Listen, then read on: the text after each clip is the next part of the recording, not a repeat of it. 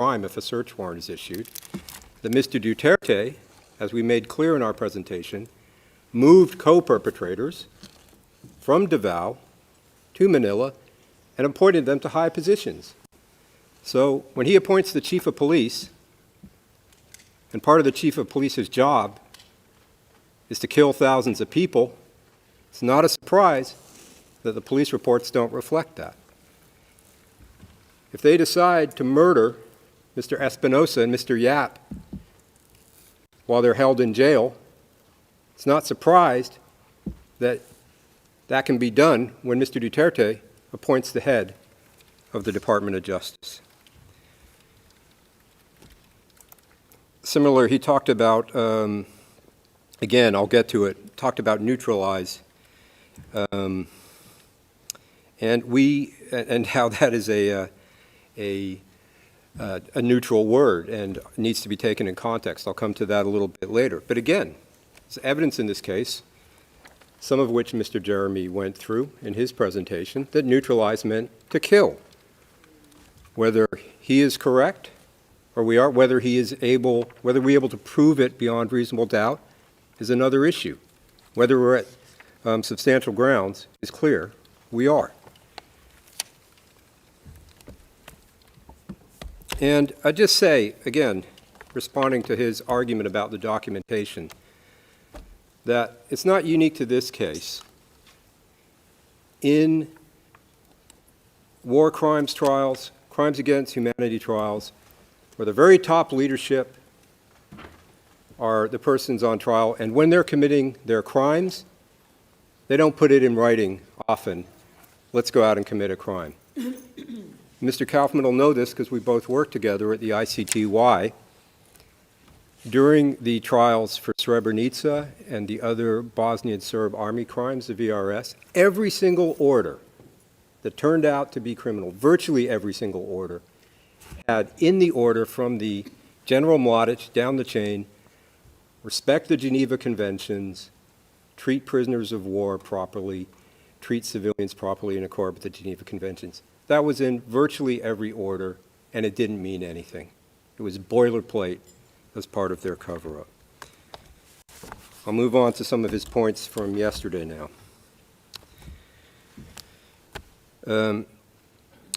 He spoke at length in the beginning about Article 7.1 and an alleged problem or inconsistency with the al-Hishri case in our definition of the civilian population in this case. The law is very clear.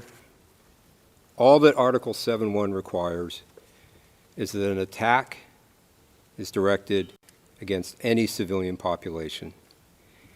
That term, any civilian population in 7.1, is not limited to populations defined by nationality, ethnicity, or another distinguishing feature of that nature. It's a question of fact to be decided by the trial chamber. We have set this out, paragraphs 17 through 20 of our DCC. It is not particularly complicated. It is not blurry or ambiguous.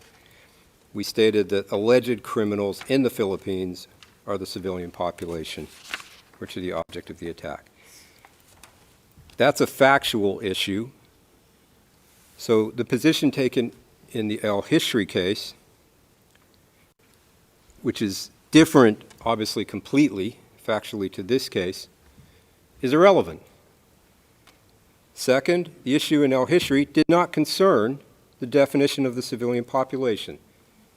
It was about the nexus requirement under Article 7 and whether it is necessary for victims of the underlying acts or crimes against humanity themselves to be members of the population. It was a different issue completely.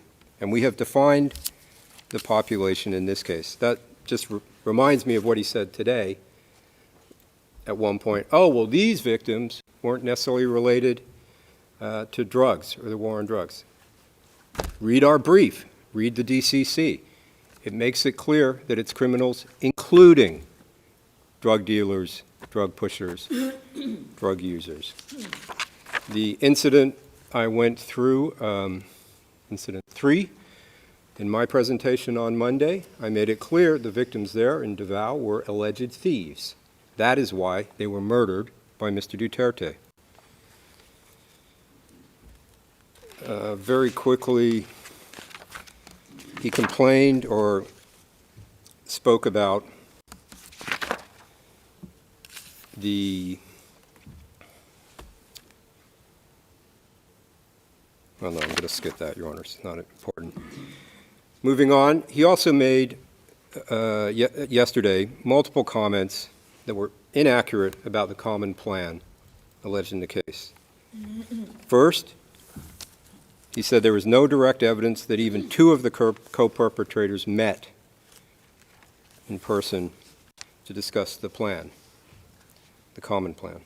Legally, there's no requirement that they do so.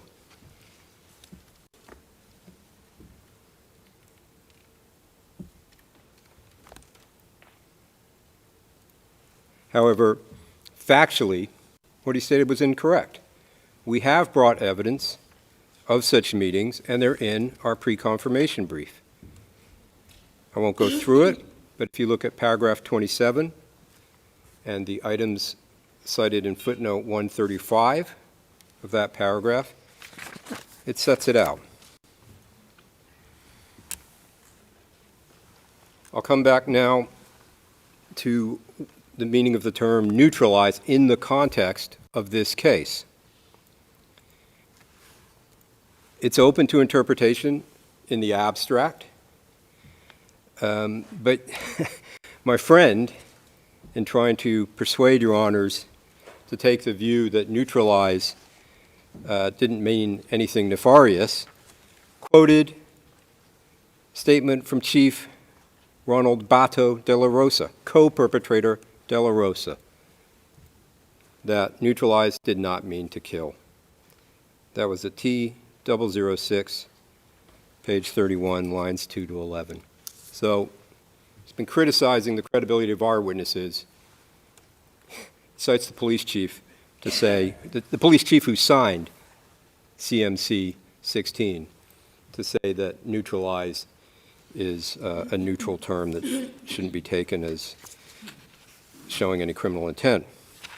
But we set out in our brief multiple witnesses for the mayoral period and for the presidential period who will testify that to neutralize means to kill.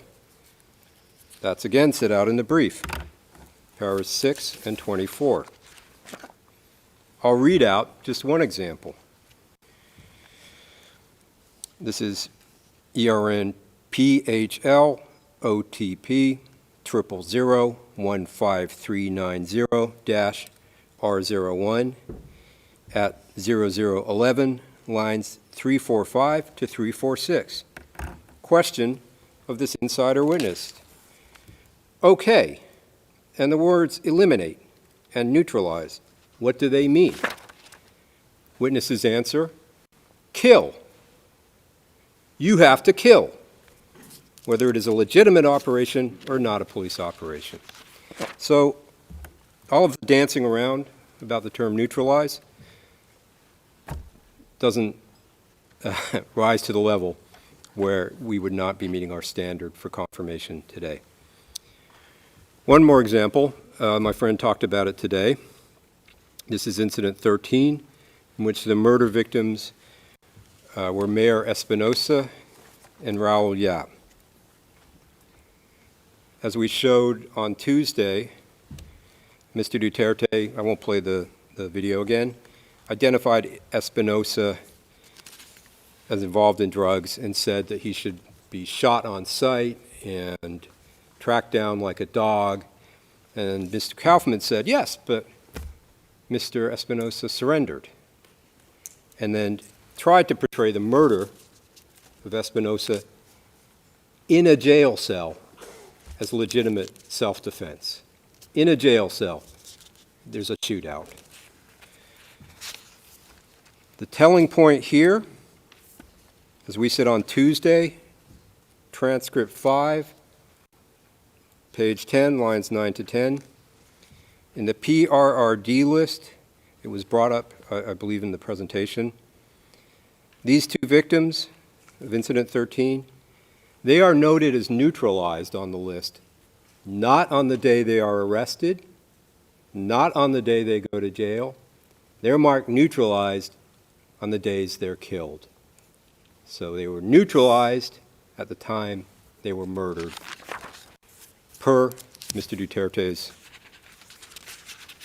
government at that time.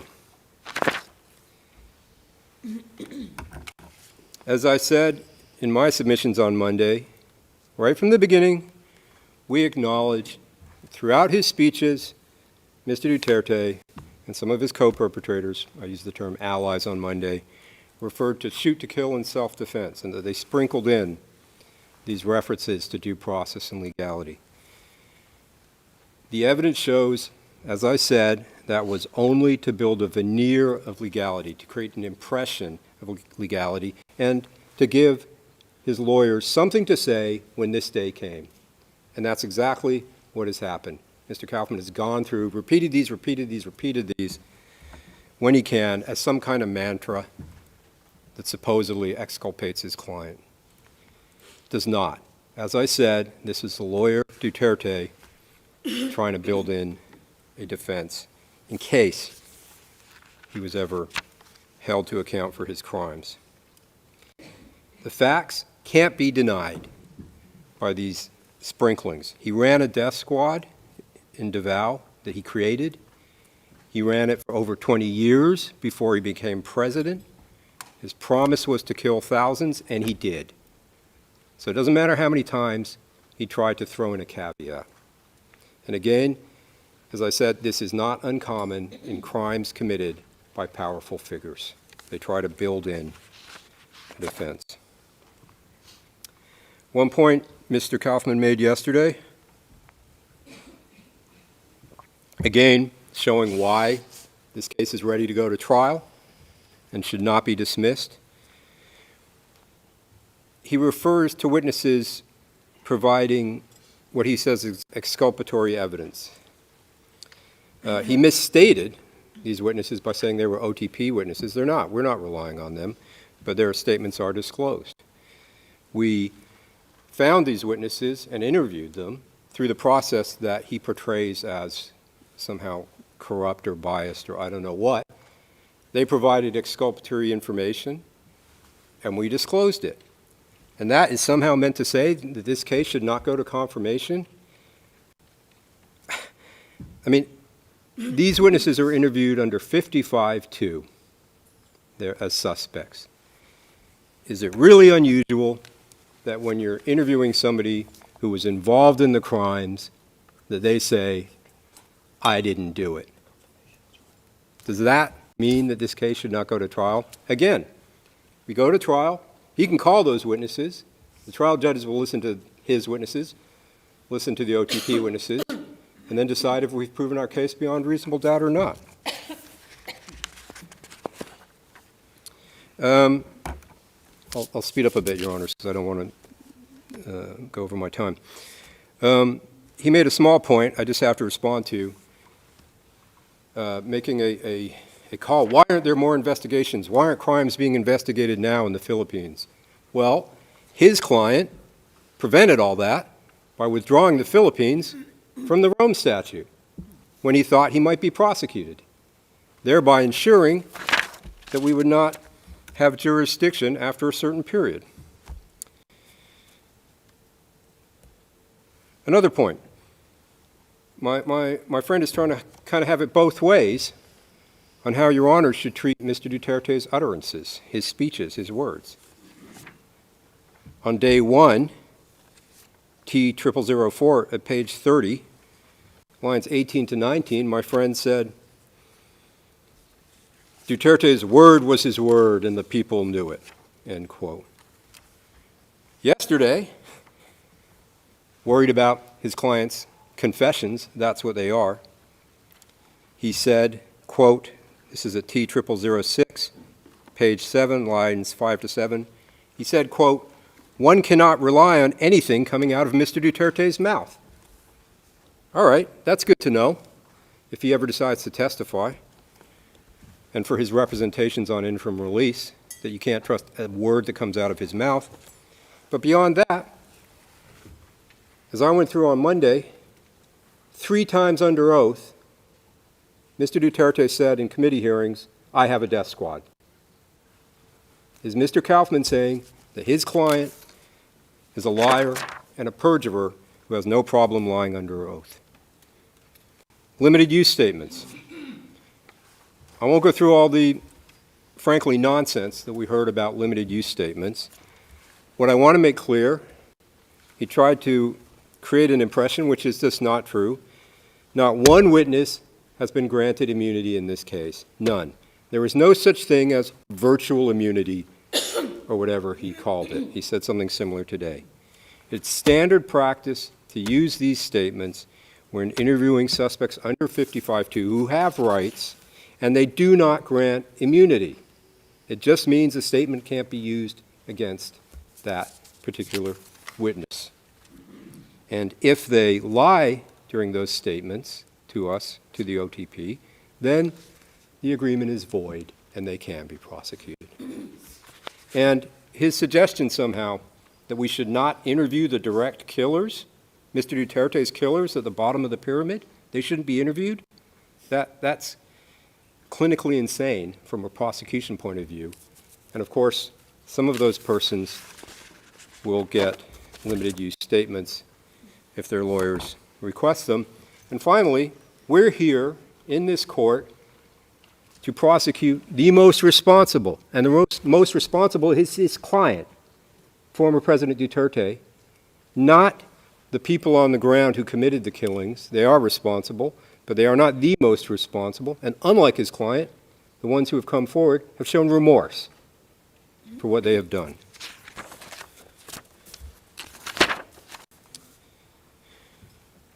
His client, contrary to everything he said in the last few days, the last 3.5 hours, repeatedly admitted committing the crimes we're here for. His killings of his own people, the Filipino people. We saw some of those in our presentations. I'm sorry, I missed one point. He said there was no linkage of the incidents to Mr. Duterte.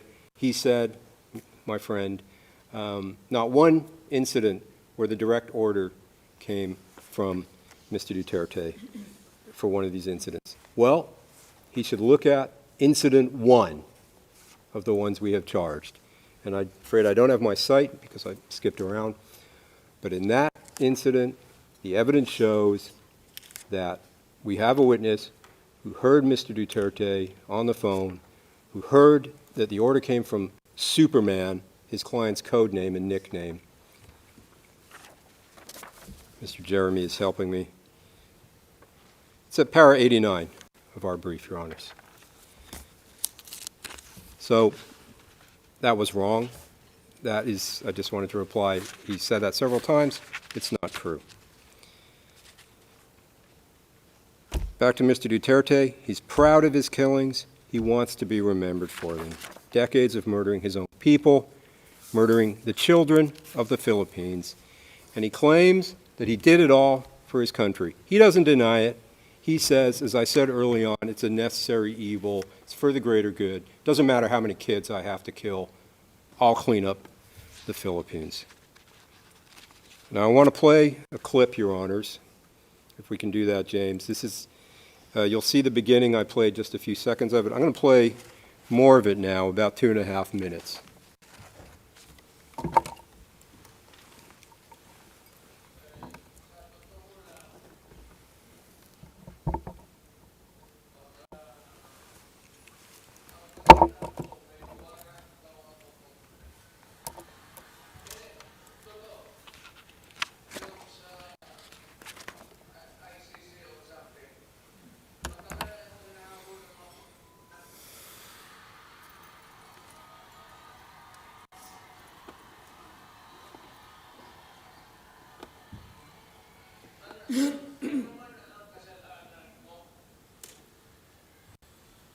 Na ginawa ko man ang lahat sa panahon ko para may konting katahimikan at mapayapa ang buhay ng Pilipino. Ang problema nito, ewan ko kung ang tingin ng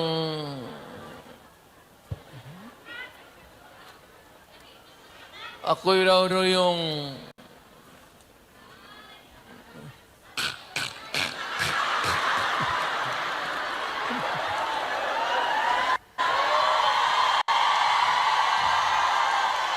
o ganito na lang. Ito ganito na lang. O sabi ko, assuming na totoo talaga yung naririnig ninyo, bakit ko ginawa yan? Para sa sarili ko? Para sa pamilya ko? Para sa inyo at ang inyong mga anak sa ating bayan?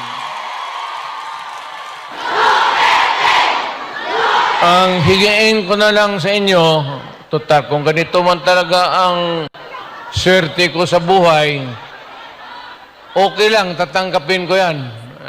Wala tayong magawa. Excuse me, Counsel, you have 5 minutes left. Hulihin tayo kung ikulong tayo. Kaya lang, meantime, mag-contribute kayo, baski $5, $10, para paglabas ko sa presuhan, paggawaan ninyo akong monumento katabi ni Rizal. Si Rizal may hawak na libro eh.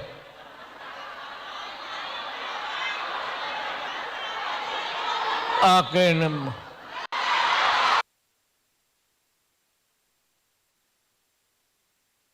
Okay, what do we see there? This is essentially Mr. Duterte's farewell speech. It was made on 9 March last year, 3 days before, as he says, he was apprehended. He was not going to surrender, apprehended and surrendered to The Hague. What did we see there?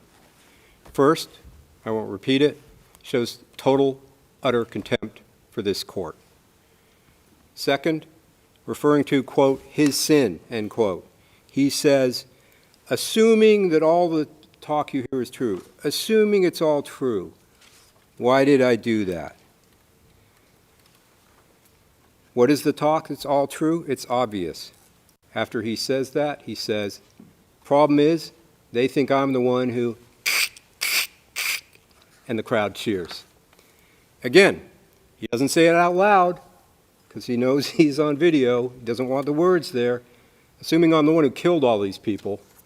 So he makes a little motion, crowd goes wild, and he smiles, because he likes that after he's made that statement. What innocent person has ever said, assuming I committed all these murders, it was for a really good reason? That's what they would like you to believe, that he doesn't mean it. And he says he did it not for himself, not for his family, but for the Filipino people, and it's obvious what he's talking about. He's talking about the murders. Again, the ends justify the means. Again, for him, the murders are a necessary evil for the greater good, as we heard right at the beginning of his career when he's teaching police officers to plant evidence. The end of that video, what does he ask for? He says, I might go to jail, what can we do? But when I get out, contribute money so there can be a monument erected of him when he's released from jail. And he describes what he wants that monument to be to himself, former President Duterte. A statue, not holding a book like the national hero Jose Rizal, but holding a gun. 3 days before his transfer to The Hague, this old man, you could see it still up there. What does he want to be remembered as? The man with the gun. And he's just taken credit for killing his own people.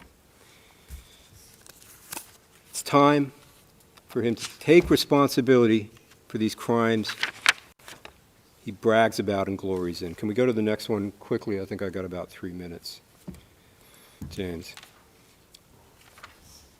This is tab 146.2. It's a quote from a speech on August 16th, 2017. What did he say? Quote, "I know I will have my own downfall. I cannot be president forever. I know that they will demand to answer for all this dead." End quote. And he was right when he spoke those words. He must answer for the dead. The victims demand it, justice demands it, and for purposes of confirmation, the evidence demands it. We have proven it to the level for this to be bound over for trial. We ask you to do that, Your Honors. Thank you.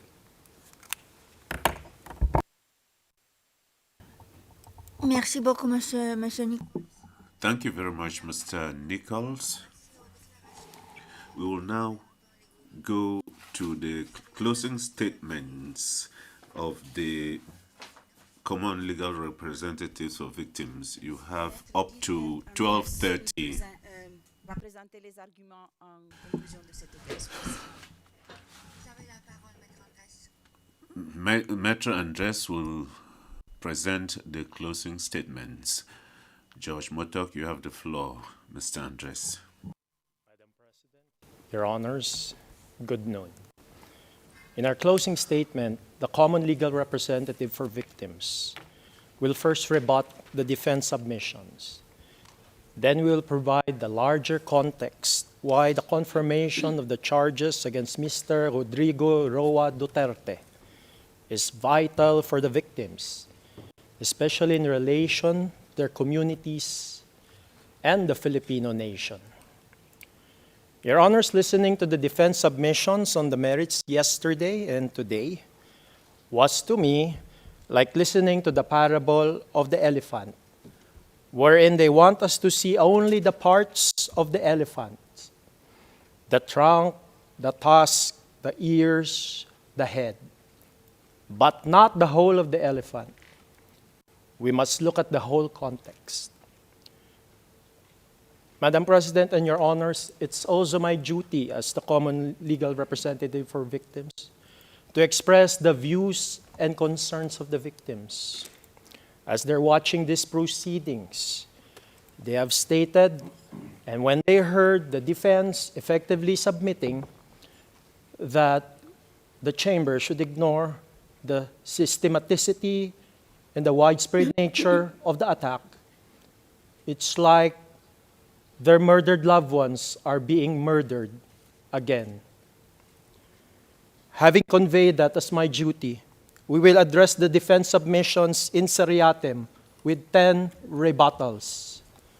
First, on Mr. Rodrigo Duterte's speech, defense argued yesterday that, and I quote, "relying on the former president's speeches as a means of proving criminal intent is impossible." I am quoting the transcript of yesterday at page 4, lines 5 to 6. But the victims convey that the Philippine context is vital in knowing and understanding the criminal intent and impact of Mr. Duterte's speeches. Under the Philippine Constitution, the executive power shall be vested in the President of the Philippines. Whatever the President publicly states is policy. And in the Philippine cultural context, when there is strong respect for those in government positions, especially the President, as head of state and as head of government, the words of the President is to be obeyed, no matter what. Especially for Mr. Duterte, he has portrayed himself as a man of his word. The defense even emphasized, and the prosecution also referred to this last Monday, that, and I quote the defense, "For President Rudy, his word was his word, and the people knew it." End of quote. And that's the transcript of Monday, page 30, lines 18 to 19. The defense even stated that, and I quote, Rodrigo Duterte was and will always remain a unique phenomenon, end of quote, referring to the transcript last Monday at page 30, line 14. Mr. Duterte was and is indeed a unique phenomenon in the public and vulgar way in which he uses words to dehumanize the victims of his anti-drug campaign, to excuse their murder, to shape the Filipino psyche to his murderous rhetoric, and to predispose the government agencies under his presidency to follow his words as presidential policy and as orders. And the records show that every time Mr. Duterte exhorts the killing, the murders of alleged drug users, people are murdered all over the Philippines. To our second rebuttal, we rebut the defense legal theory in its Thursday submissions vis-a-vis count 1, which contains 9 incidents of murder during the mayoral period of the suspect. The defense argues concerning count 1 that this is allegedly, and I quote, hardly widespread. And I'm quoting the transcript of 26 February 2026 at page 6, line 23. We strongly disagree. Widespread refers to the scale of the attack. Courts and commentators interpret it through several indicators, such as the large number of victims, the killings, the deportations, rapes, or other acts affecting many people. Geographical spread, wherein the violence occurs across multiple towns, regions, or a broad area. The long duration, the sustained attacks over time, rather than isolated incidents. The mass impact on the civilian population. The attack affects the population as a whole, not just a few individuals. The focus is on the quantitative magnitude. The attack is large in scope or effect. Systematic, on the other hand, refers to the organized nature of the attack. It is about how the violence is carried out, where there is pattern or methodical plan, repeated similar acts showing coordination, organizational policy or approval, wherein there's the involvement of the state or organizational structures, use of resources, logistics, weapons, or personnel deployed in an organized way. Regularity in pattern, not random or spontaneous, but structured. This is a qualitative criterion. The attack is carried out according to a plan, policy, or organized pattern.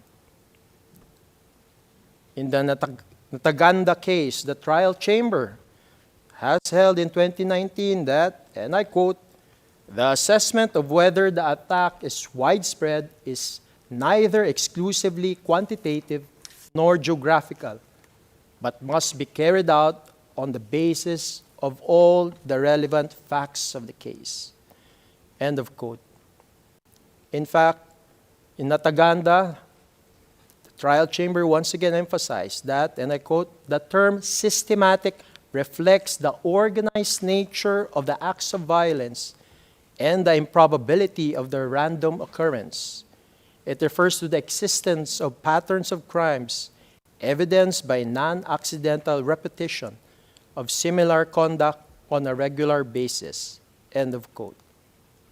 In reviewing the evidence in the record of this case, the only reasonable conclusion is that the attack against the specific group within the civilian population, individuals perceived as linked to drug crimes, was widespread and systematic. Contrary to the statistics shown by the defense, there is ample evidence about the high number of murders in this case. Third, on the death rate. Based on the 2019 trial chamber judgment on Nataganda, there is no requisite death rate in order to prove crimes against humanity for murder. Fourth, we rebut the defense legal theory in its Thursday submissions, which refer to the chapeau elements of Article 7 of the statute. The defense argues, inter alia, that allegedly, and I quote, this policy did not and could not constitute an attack directed against a clearly definable civilian population, end of quote. And I'm referring to the transcript of yesterday at page 10, lines 16 to 17. We disagree. Since the chapeau elements of Article 7 of the statute provides for, and I quote, widespread or systematic attack directed against any civilian population, end of quote. As the element of crimes provide, and I quote, attack directed against a civilian population in this context, elements is understood to mean a course of conduct involving the multiple commission of acts referred to in Article 7, Paragraph 1 of the statute against any civilian population, pursuant to or in furtherance of a state or organizational policy to commit such attack, end of quote. It is also essential to note that on the targeting of a specific category of civilian population, the pretrial chamber has held in the situation in the Republic of Kenya that, and I quote, the chamber takes into account the information relevant to the status of the victims, their ethnic or political affiliation, as well as the methods used during the attacks, end of quote. The same pretrial chamber in the situation in the Republic of Kenya further held that, and I quote, the issue of whether an act was committed as part of a widespread or systematic attack needs to be analyzed on a case-by-case basis with regard to each particular act, end of quote.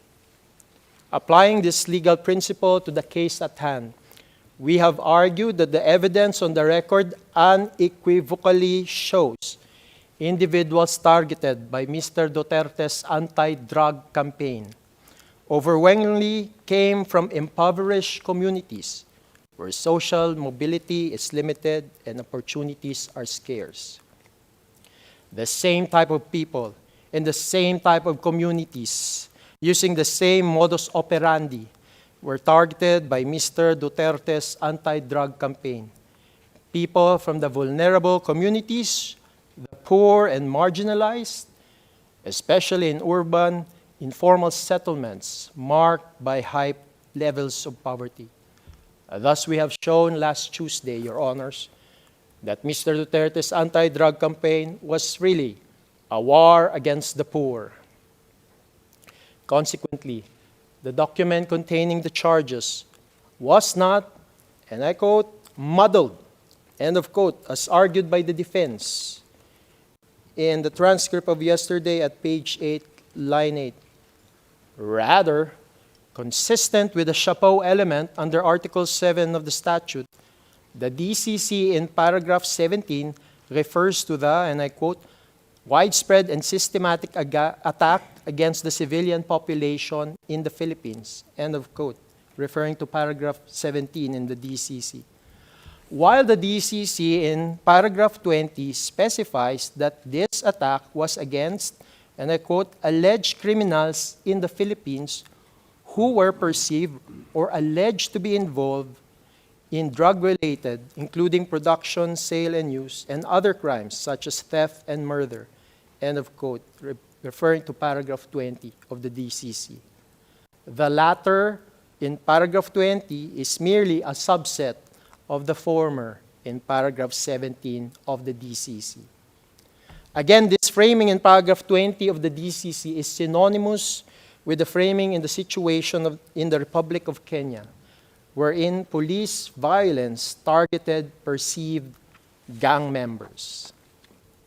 Fifth, the defense yesterday referred to Philippine Supreme Court issuances, And I quote, the defense inter alia referred to, and I quote, Supreme Court of the Philippines in petitions challenging aspects of the anti-drug campaign, end of quote. Referring to transcript of yesterday at page 26, lines 10 to 11. Madam President, Your Honors, I and Attorney Buturian are familiar with these petitions referred to by the defense because we were actually the petitioners' counsels in those petitions. And we actually argued before the Philippine Supreme Court last 2017 on this issue.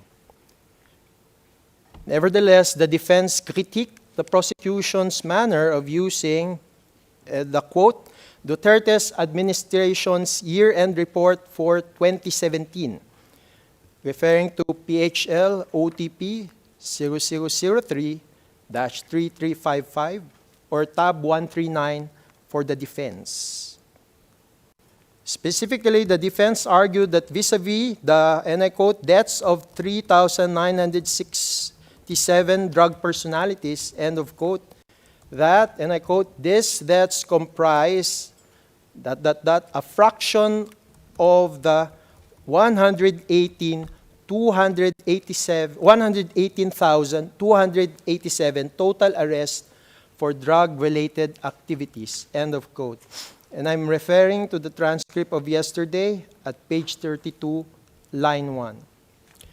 Nevertheless, Your Honor, the same Supreme Court decision or resolutions referenced by the defense has stated with respect to those 3,967 drug personalities who died in the anti-drug operations from July 1, 2016 to November 27, 2017, as indicative of the state policy of extrajudicial killings under the Duterte administration. As held by the Philippine Supreme Court in its notice of resolution dated April 3, 2018, which is PHL-OTP-003-3058, and which is tab 112 for the defense at pages 46. I quote the Philippine Supreme Court.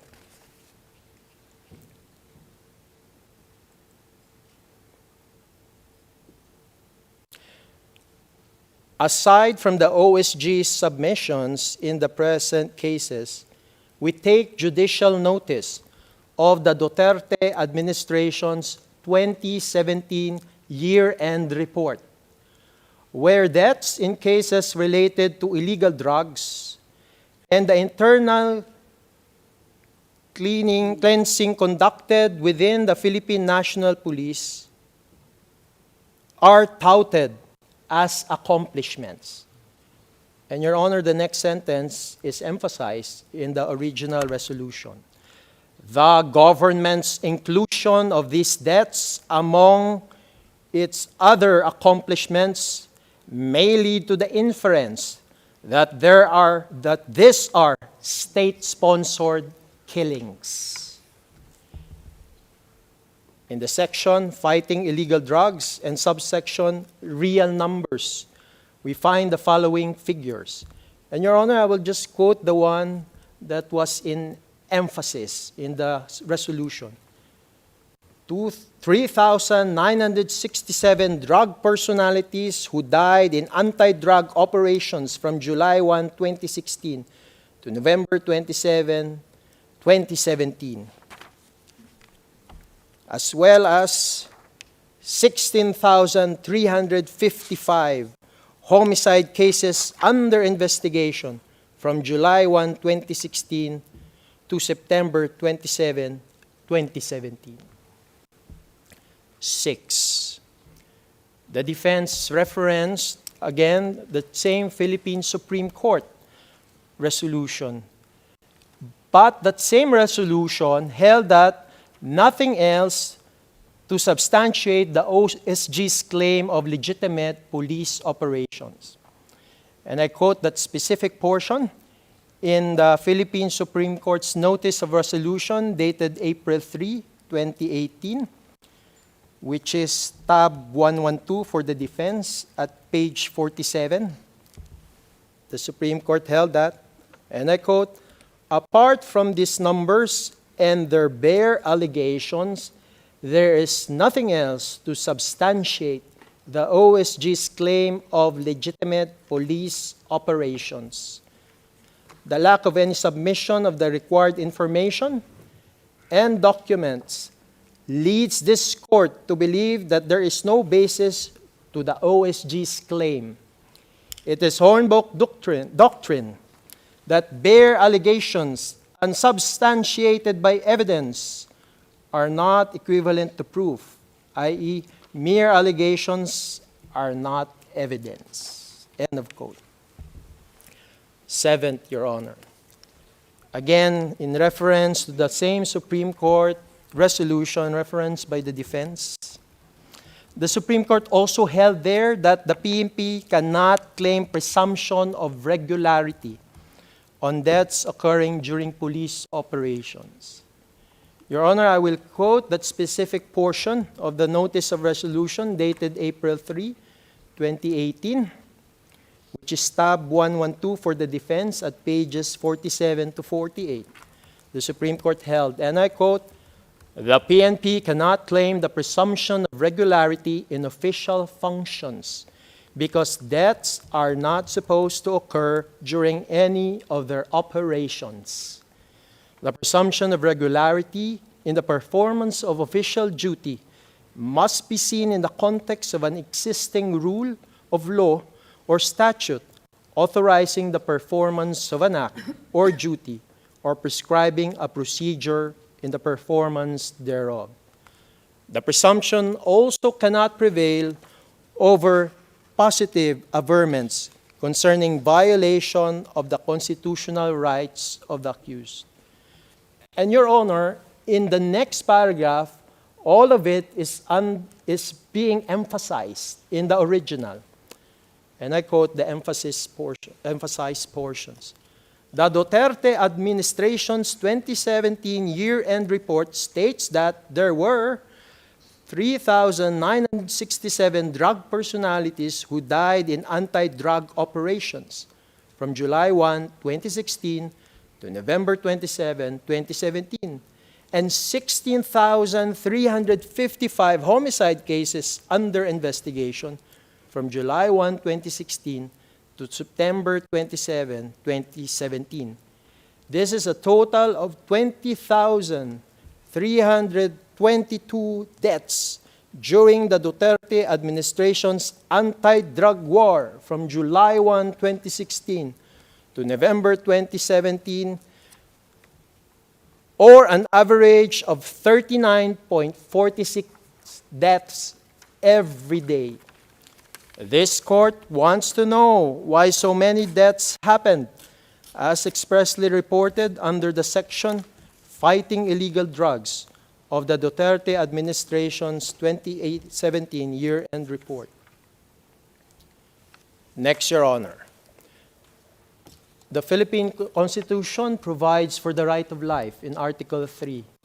Therefore, because of that right to life, there is actually no presumption of regularity if a person is killed during a police operation.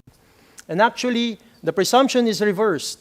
It's actually the onus probandi on the police to prove that his or her actions were within the lawful requisites of self-defense. In fact, Rule 15.4 of the 2013 revised PNP operational procedures mandates the proprio motu investigations if death occurs during a police operation. However, Your Honors, despite the at least 3,967 deaths under anti-drug operations, there was no proprio motu investigations for all of these deaths. 8, Your Honor. The defense yesterday referred to the Philippine National Police Operational Procedural Manual issued in 2021. But the same was irrelevant and a non sequitur with respect to how the PNP construed and applied the word neutralize under CMC 16-2016, from July 1, 2016 until March 16, 2019, which is within the temporal jurisdiction of the court. The defense recognizes that the same Philippine National Police Operation Procedural Manual was published in 2021, specifically in September 2021. And it was already after the temporal jurisdiction of this court. Hence, it's irrelevant with respect to this case. Ninth, the defense asserted that purportedly the Duterte's administration is, and I quote, intolerant for rotten apple police officers, end of quote. That's in the transcript of yesterday at page 32, line 20 to 21. This is not true, Your Honors. Mr. Duterte's administration has not criminally prosecuted the police officers responsible for the government-recognized deaths of at least 3,967 drug personalities who died in anti-drug operations from July 1, 2016 to November 27, 2017. In fact, the undisputed fact in this case is that the Philippines only investigated Excuse me, counsel. You have 5 minutes left. at most 302 cases. And I refer to the February 27, January 26, 2023 decision of this chamber on the authorization pursuant to Article 18, Paragraph 2 of the statute to resume the investigation. The court here, the chamber has held, the chamber observes that at the time of the prosecution's request, the DOJ panel had referred to the NBI for investigation in case build-up 302 cases consisting of 52 PNP IAS cases, the non-Laban cases, and 250 NPS cases. And in paragraph 39, from the information before the chamber, it therefore appears that the DOJ panel review does not amount to relevant investigations within the meaning of Articles 17 and 18 of the statute. Moreover, the number of cases reviewed by the DOJ panel, namely 302, is very low when compared with the estimated number of killings that allegedly occurred in the context of war on drugs operations. Res ipsa loquitur. Mr. Duterte's administration has not criminally prosecuted the police officers responsible for these deaths. Last, Your Honor.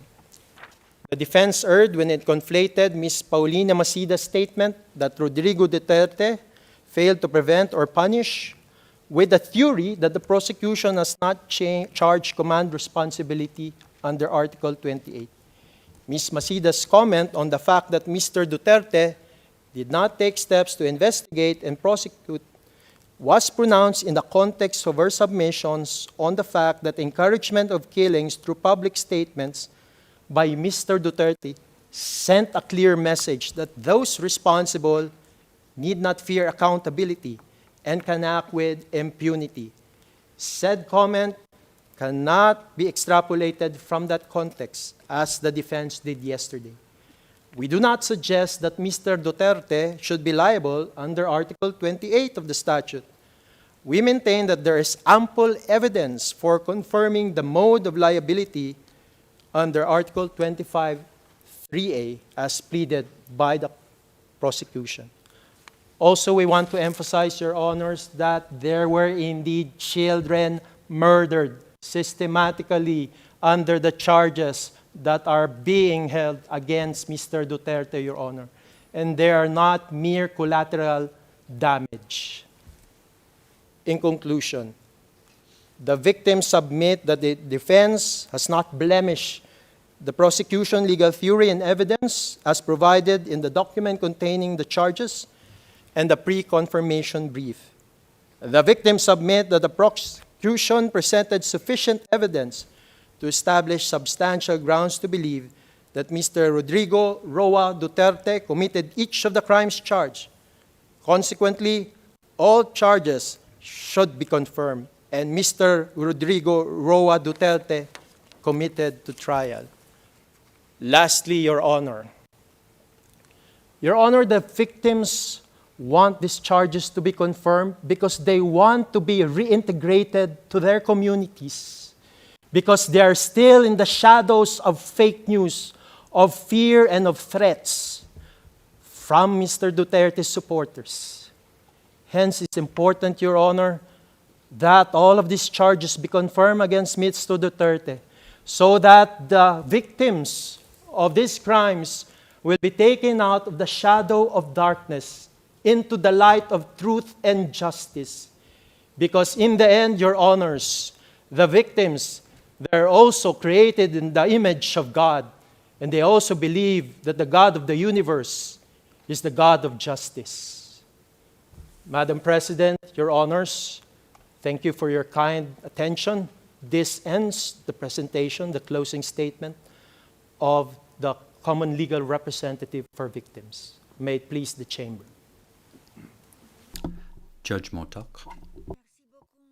Thank you very much, Mr. Andres.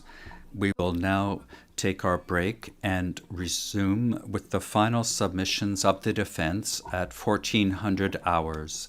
The hearing is suspended.